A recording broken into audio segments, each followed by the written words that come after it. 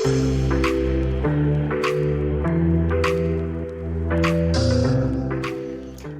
Dethroners! Welcome back to another episode of the Dethroning Your Inner Critic podcast. I'm your host, Joanna Kleinman, psychotherapist, empowerment coach, and CEO of Dethroning Your Inner Critic Coaching Company.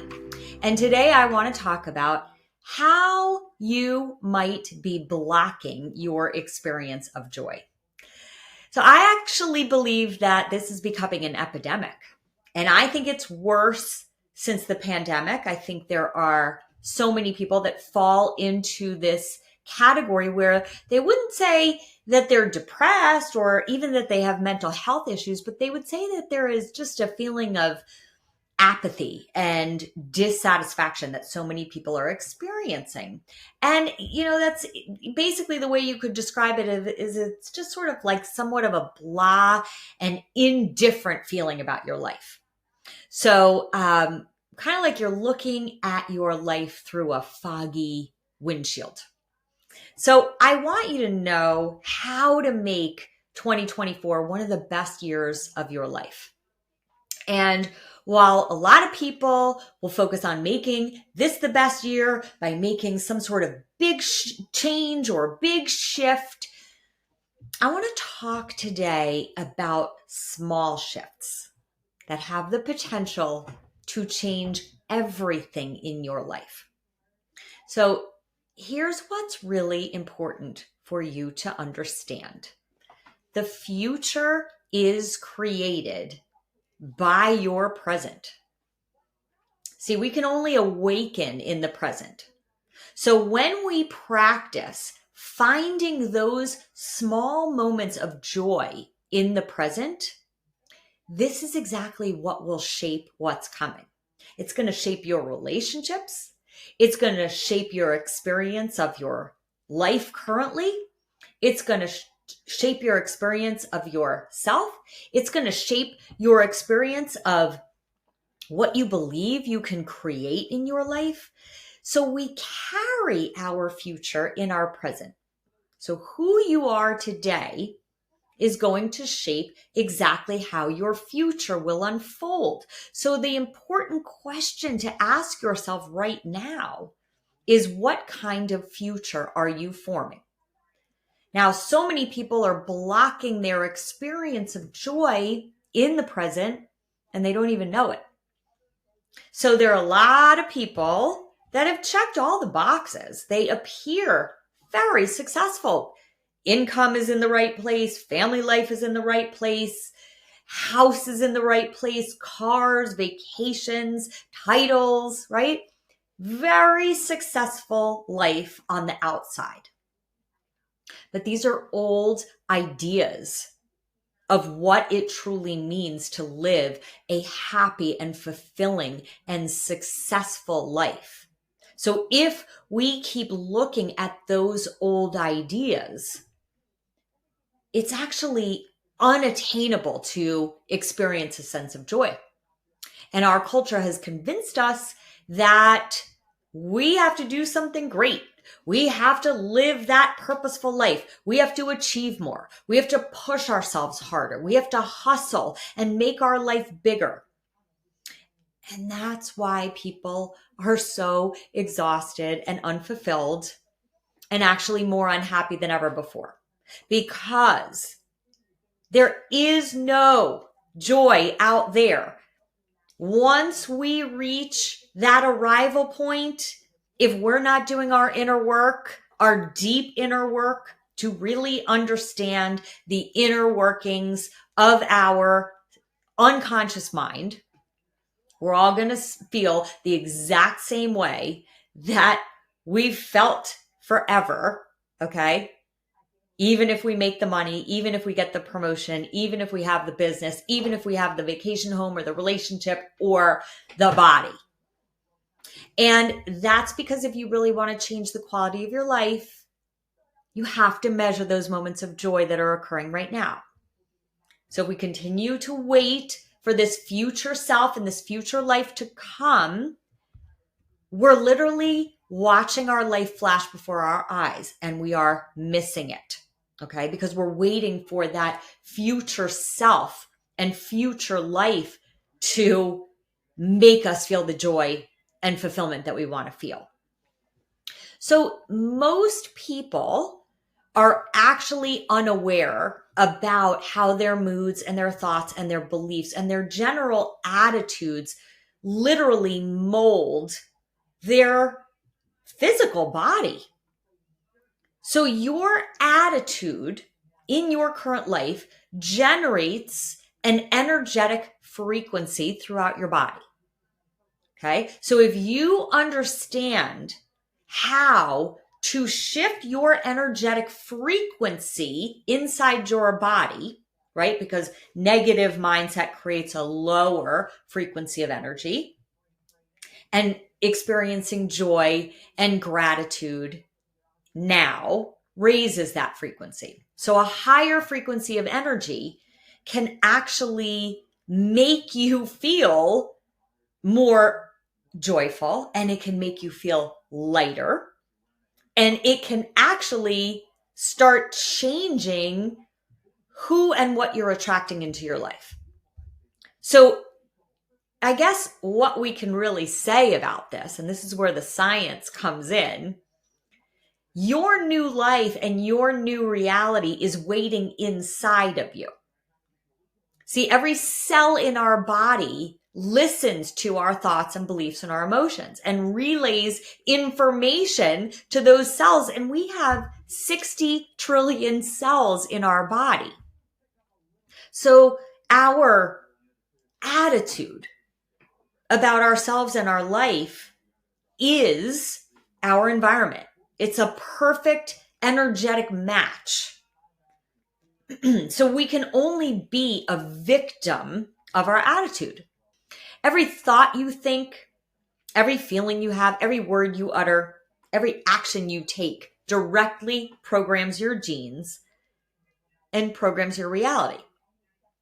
Okay? So when you focus on joy right now, that internal energy has the power to alter your neurochemistry. And even more, when you're feeling that energy of joy, you also open up your imagination.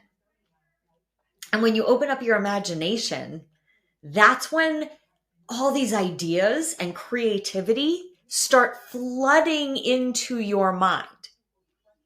So when you are lighter and more expansive and aware of joy, there are possibilities that you would not have seen if you were continuing to be stuck in your automatic mind, which is, by the way, hardwired to find what's wrong, what's broken, what's not good enough, what needs to be changed, what needs to be fixed. So this is the secret to freedom. You can watch your life be transformed right before your very eyes when you start to find the small moments of joy on a daily basis. Okay? And over time, that's when you'll start to re-envision your life and recreate it at a level that's really only limited by your own imagination. Now, I've seen this in my own life. I've seen this in the lives of countless other people who choose a path of intentional thoughts, intentional beliefs, understanding how to identify their unconscious mind and to no longer be governed by that unconscious mind. Now, that is the mind that I call our inner critic mind. It is our automatic mind. Okay. So the most important thing we can do day to day is to be conscious and intentional about where we are focusing our mind. Okay. Because if you look for those small moments of joy, you can find it. Right. I mean, the other day I was in the car taking my dog to the groomer and I felt this intense joy. Right? I started feeling grateful for my dog. I started feeling grateful that I have the opportunity to take her somewhere, to get her groomed, right? It just, these small moments just ripple into other parts of life, right? So when I started feeling love for my dog. I started thinking about all the love that I have in my life. See, that's how that goes. So I want to ask you, when did you stop prioritizing joy? When did your life become about your to-do list or just making it through the day or the week, or getting through the week and saying, thank God it's Friday? We've become a culture that's just going through life on autopilot. And when you're on autopilot, you're not there. You aren't checking in with your emotions. You aren't even aware that you're spending the majority of your time and energy overthinking your life, worrying about the future, trying to force certain outcomes in your career or in your relationships or with your body. So if we don't give ourselves room to actually examine our lack of joy, to actually feel those emotions, we're not ever going to get to what's at the root cause, right? We're never going to understand what are the deeper issues that are causing those emotions. And most people just want to feel good. They don't want to sit in feeling uncomfortable emotions. Okay? So they don't look at it. And that's exactly how we get on autopilot. So there are a lot of people out there going to jobs that they can't stand, staying in marriages with no emotional connection, engaging in daily behaviors that are toxic, getting lost in social media, watching hours of mindless TV, or even worse, drinking too much, eating too much, all as a way to numb and distract themselves, right? There's some people that stay so super busy that they just don't have any space or room just to be with their emotions. Okay? And they don't even recognize that they're empty inside. They don't even know how they're feeling. So you ask those people, how are you? And they'll say, fine. Because they've gotten used to that feeling. They've gotten used to not being in touch with their emotions. They truly believe that's what life is supposed to be. Fine. Okay? And let's not even talk about the fact that as a culture, okay, we've been through a lot of collective traumas that we have not even scratched the surface of processing. COVID, right? We look back on 2020 and it's kind of like now it didn't even happen. It's like one big blur. We can hardly remember, right, what it was like when the whole world shut down. Do you remember that? The whole world shut down. And we were afraid to lose our jobs. And we were afraid what was happening to our kids. And we were at one point even afraid that we could die. We didn't even know what this thing was. Now it's in the rear view mirror. And we haven't even processed it. And we're going back to just living the way we lived before. So the issue is that your automatic mind has you believing that the access to joy is out there.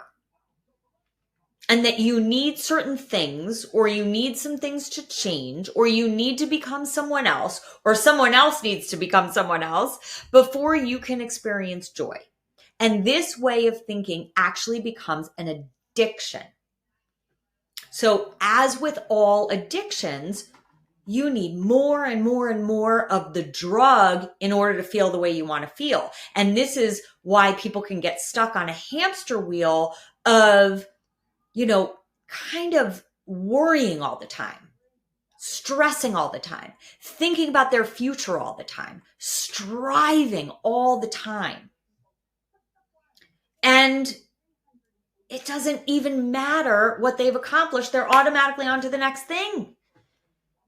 And then they don't even recognize how exhausted and overwhelmed and frustrated they are, and how much fear and self-doubt and future what if thinking is driving their life.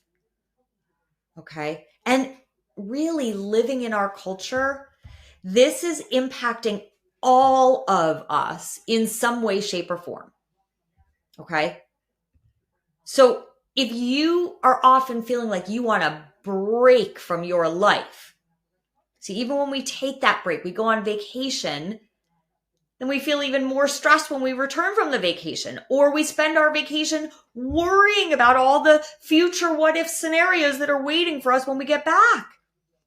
So if you are someone that is repeatedly focused on that future, either trying to get to some arrival point, or you have thoughts of like, what if this happens? What if that happens? And you're trying to prevent all these things. I want you to consider that that is not only an automatic way of thinking, but it is an addictive way of thinking. Okay? Because on some level, you keep believing that that mindset is the thing that's ultimately going to give you the safety and the security and the predictability and the control. And it doesn't.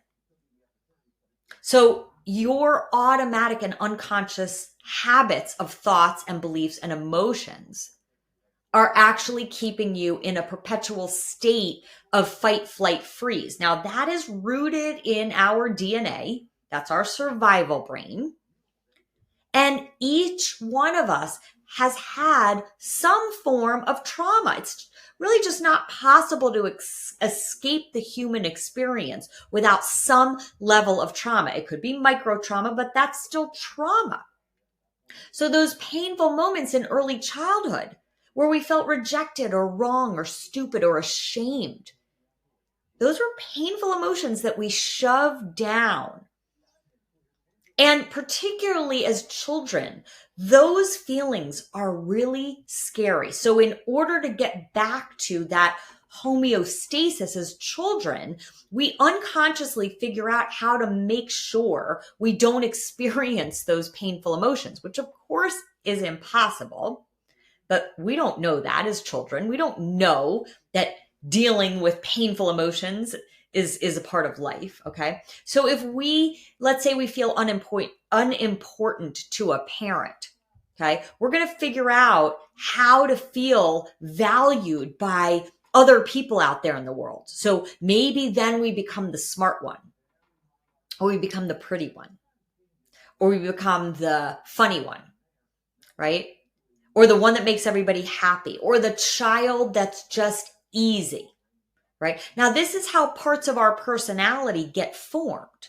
So we learn, right, in those very formative years, like 0 to 13, okay, we learn to shove those feelings down. And then when we're 16 and we get dumped by the boy, we get triggered right back into that deep pain. That pain that we first felt when we felt unimportant to that parent, but we don't know we're triggered into that pain. We're so distraught and so devastated, we think it's because of the boy. And it's not, right? It's that we feel in some way broken, in some way not enough, in some way not wanted, not valued. And then you fast forward to the boss that gives you constructive criticism and you fall apart, right? Right? That your boss gives you 20 things that she loves about what you're doing. And then she gives you a few things that she's unhappy with, and you fall apart because you don't recognize that you're really being triggered into those old trauma wounds that you never dealt with, you never looked at, and that they never healed.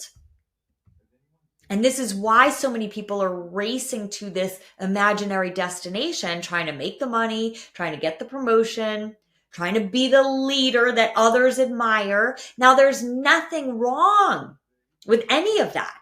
Right? Of course you want to be a good leader. You might want to get the promotion. You might want to make the money. You might want to build wealth. That's awesome. Okay? But when you know how to feel whole right now, when you know how to feel joy right now, when you know how to feel fully loved and connected within yourself, to feel proud of yourself for who you are right now, that's a completely different life journey. Because all those feelings that you've been wanting life to give you, you're actually understanding how to create that now. And when you are full of joy, when you are full of love, when you are full of being so grateful for who you are, you cannot help but start to find appreciation and love in other people. You actually become less judgmental. You become less standoffish. You become less introverted. You become less fearful of getting hurt. You stop taking other people's damaged behavior personally. Even if it's directed at you, you can stay whole. That's a completely different life. But if you're not doing the inner work to really shift out of your old thoughts, your old beliefs, your old emotions in your mind, in your body, you don't know that you're operating on top of that. And then you're just pushing through. And you don't even know that you're feeling nothing inside. You don't even know that you're flat. You don't even know that your life could be so much more. And that's how most people feel. And, let's talk about the fact that as a culture, okay, there's a lot of things out there that keep us focused on the future, right? We're constantly bombarded with all of these images and ideas of what we're supposed to look like and what life is supposed to be and what our relationships are supposed to look like. It leaves us in this experience of lack, like something is not okay with the life that we're living, right? So then we just, we focus on the to-do list. We focus on some part of our life that doesn't look to match that ideal picture. And then we're on this constant hamster wheel of trying to control where life goes. And here's the thing. We don't have control over where life goes. We have control over now.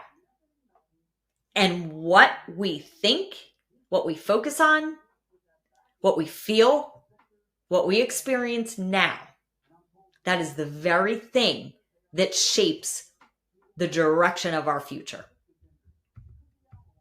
Now, if you feel like you've lost yourself, if you feel like your life has been just flashing before your eyes, I want you to understand there's nothing wrong with this, okay? You are listening to this right now, and perhaps you found this message exactly when you're supposed to start awakening. Or if you've been on a path of awakening, this is just confirming that you needed to be asleep. You needed to be blind to this for as long as you needed to be blind to this so that you could wake up. And you can even find gratitude and joy for being one of the people that is now awake. Because I know and I know many people that will never wake up. They will stay asleep until they die. It's heartbreaking, but it's true. Right? We're not taught to sit with uncomfortable emotions. We're hardwired to automatically get rid of that discomfort as soon as possible. So if you are one of the people that is awakening and you're willing to look underneath your pain and see your pain as a pattern, right? As an addictive pattern, that's how you can start to see it's not your boss, it's not your child, it's not your weight, it's not your bank account, it's not being passed over for the promotion. It's your automatic thoughts about any one of those things. And if you get underneath, there is a core issue that keeps getting triggered over and over and over. And you'll start to see that these thoughts are really the same thoughts that you've had over and over and over again. You probably had a 10-year-old version of these same thoughts, and you had a 25-year-old version of these same thoughts, and you had a 38-year-old version of these same thoughts, right? So if you're feeling unimportant to your spouse right now, or unappreciated by your child, or criticized by your colleague, your feelings that are getting triggered lie within your unconscious mind. It's actually a core wound that's getting triggered. Okay, so remember I said before, your future is created by the present. So the key to changing your future is to change your present state of consciousness. Finding those small moments of joy every single day means consciously sitting down and plugging yourself into your conscious mind. Taking the time to do that. Otherwise, if you're lost on autopilot, you don't even know that you're not finding joy, okay? So finding yourself actually experiencing that blah, that emptiness, okay? Actually being able to see it, actually being able to get so familiar with it that you know what that feels like. You know what it feels like emotionally. You know what it feels like physically. You know what it feels like mentally. You know what it feels like spiritually. You're actually seeing your automatic mind. You are out here observing that automatic mind. So I can certainly share with you that at the end of 2023, I was really drained and burnt out. Okay. So when I took the time every day to examine my automatic mind, I actually discovered that I was back to focusing on the future that I was building. I was automatically attached to pictures about how I wanted my future to be. And because I was attached, I was in fight, flight, freeze. I was in a constant state of anxiety and overwhelm and worry. And I was drained. I was drained physically. I was drained emotionally. The vitality was getting sucked out of me. So the game changer for me was really taking that time to sit in those feelings, to just let those feelings be there. And I actually started taking 10 minutes every morning to journal them out. So I really started to see, I let my unconscious mind come out onto the paper. And then once I really saw the pattern of focusing on the future, okay, I actually took the time to write a list of everything that I accomplished in 2023. Now, I don't mean just the big things. I mean, some of the things that were on my list were like, I spent a weekend alone with each one of my sons, right? One is 22, one is 19, and I spent a weekend with each one alone. And I took my daughter, who is 15, on a girls' weekend to New York City. You know what else was on my list? I had more sex. That was a good one. I drank more water. I got into a practice of meditating at least 4 times a week. I handled my father's death with power and intention. I created a new relationship with my dad since he died. Now, these wouldn't necessarily be what our culture considers accomplishments, okay? So I want you to really start to pay attention to what is your definition of an accomplishment? And what have you been looking at as an accomplishment? And what are some things that you've accomplished that you haven't even taken the time to feel proud of yourself for?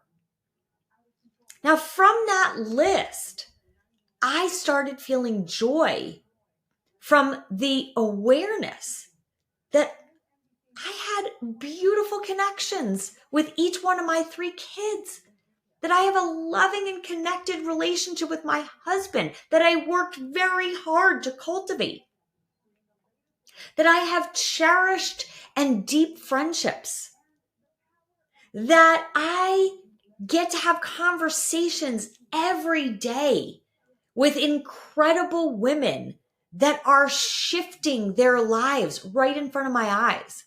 I was also focusing on the fact that I've spent the last almost 30 years supporting other people to change the fundamental quality of their lives. Now, getting in touch with those things opened me up to just feeling my heart expand with joy. And it doesn't matter if it's cold and gray. You know, I'm recording this and it's January in New Jersey, and I'm not even bothered by the cold, damp, dreary day. You know, I can just go and hug my dog and feel my heart connected with her heart. I can go outside and look up at the sun and find a moment of joy.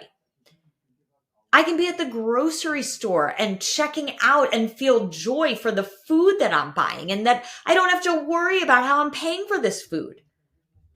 So I can tell you, when you intentionally create those feelings of joy, you're going to start to find joy everywhere.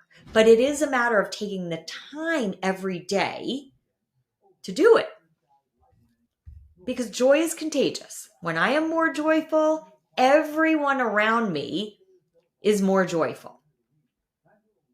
And turning inward is the key. So thanks for listening today. If you are interested in hearing more about my work, more about my programs, please go to my website, Dethroning Your Inner Critic, and you can schedule some time to talk with me, and we can see if the Mastering Your Mind program is the right program for you to start transforming yourself and your life from the inside. Thanks.